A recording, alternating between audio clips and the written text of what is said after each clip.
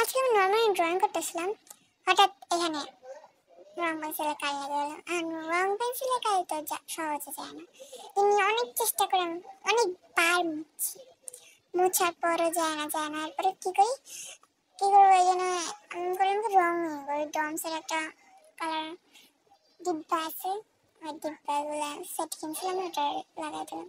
মানে আর তো কিছু করার নেই, এখন এটা যদি আমি দিই তাহলে তো খারাপ লাগবে না যে এভাবে আমি রং করিনি।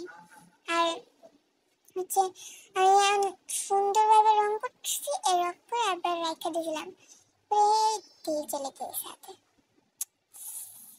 শুকানোর পর আমি একটু লাভ রেখে নিচ্ছি, ইমোজিটা দেখা দিচ্ছি। আর এরপর এই আপুটা কমেন্ট করছিল, এখন ওই ইমোজি দেখে আমার আঁকতে হবে, কারণ আমার ভিউয়ার্স আমার কমেন্ট লাভ দিয়েছিল, তো আমার আঁকতেই হলো। যে আমার দেখে ভালো লাগছে যে আমার কমেন্ট ফার্স্ট কমেন্ট করছে, তাই ওই থাক করে দিই।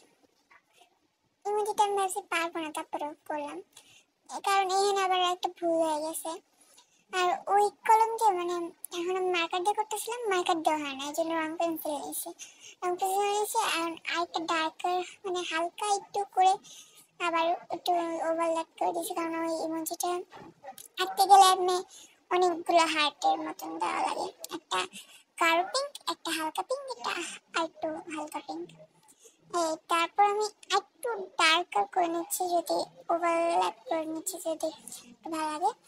তো নেক্সট টাইম কি বানাবো কমেন্ট